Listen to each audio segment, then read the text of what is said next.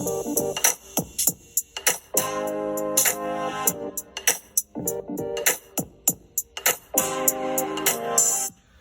and welcome to the second episode of Is It Worth It? Today is February 14th, 2020. It is also, in fact, Valentine's Day, but unfortunately, I'm not doing anything related to Valentine's Day today. In this episode, we'll be talking about whether the 2020 Volkswagen Golf and its counterpart, the GTI, are worth it, and we're going to be comparing it to the BMW i3. Also, we're going to be talking about Barrett Jackson from this year that just ended, and as well as another this day in history.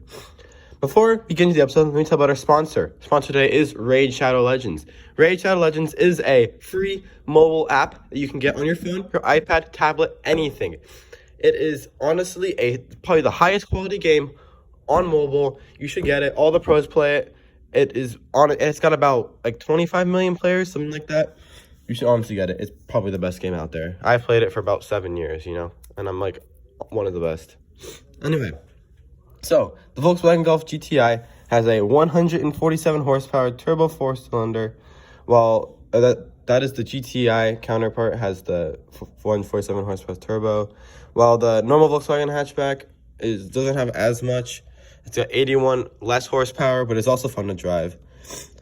The normal Golf is several thousand dollars cheaper than the GTI. More fuel is also more fuel efficient, and it's also about the same practicality. So the asking price of the standard Golf is $24,115.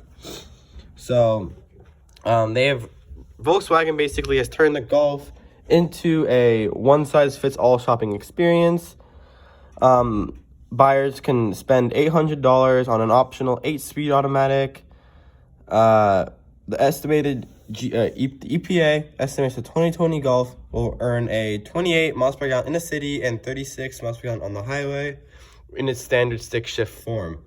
The optional automatic, it will go from 28 to 29 and 36 to 35. Those numbers are different because the 2019 Volkswagen Golf had a 29 mpg city and a 37 mpg highway. Those numbers were different from the previous year.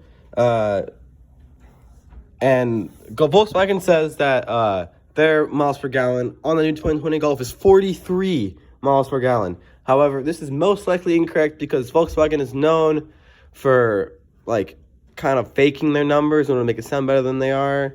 I know their CEO had to go to prison a couple years ago because of this. It's a bit of a rough topic. So the BMW i3, it's an electric vehicle. BMW's one of two. They also have the i8, which is like a sportier, more supercar-ish. The i3 has a rear drive powertrain and has about 153 miles of range in a single charge.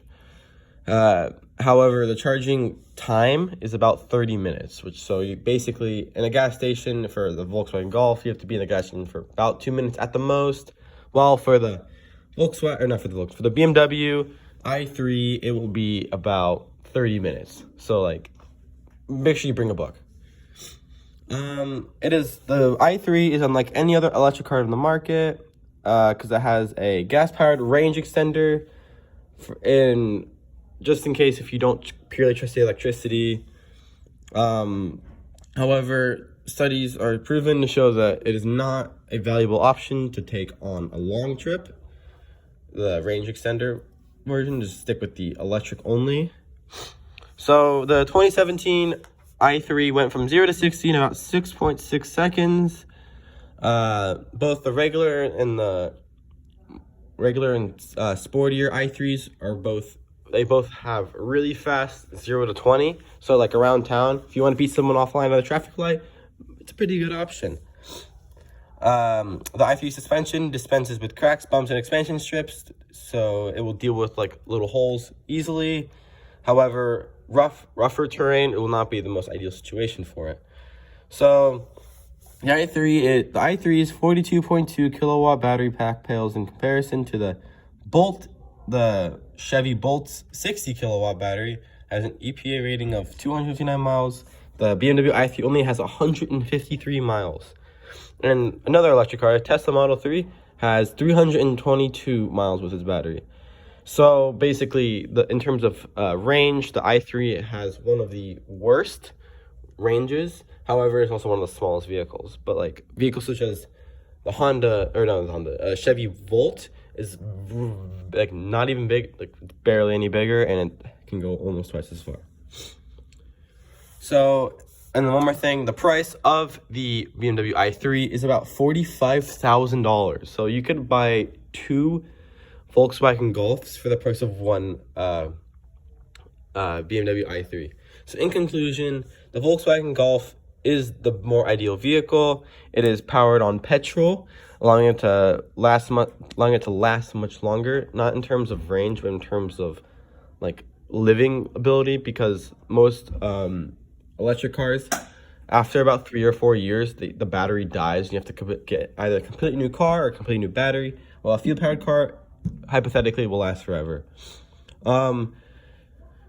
Even though it is, you have to refuel it more often and pay more money to refuel, you will be able to refuel it, like, there's like more stops. There's a lot more gas stations than there are battery charging stations. So, moving on, most expensive cars sold at Barrett-Jackson from 2020. You got number 5 is a 1969 Chevy Camaro ZL1 COPO, going for $1,094,500. Number 4 would be a neon green 2017 Ford GT, selling for $1.18 million. You got it. And then number 3 is another GT, Ford GT, except it's red. Don't know why that changes anything, but a red Ford GT is sold for $1.49-ish million. The number 2 is a 2021 Lexus LC500 convertible. This is the first one. This is one of the only times you can get this car commercially available, because it doesn't come out till next year, or at least later this year. It's sold for $2 million. And the last car is the new 2020 Chevy Corvette.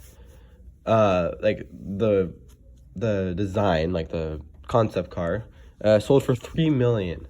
I only say concept car because it's not commercially available yet. It is in production, so it's not technically a concept car, except you can't really access it yet. So it's just like the Lexus LC500. Both are like those one of the only times you can get this car right now. Okay, final topic.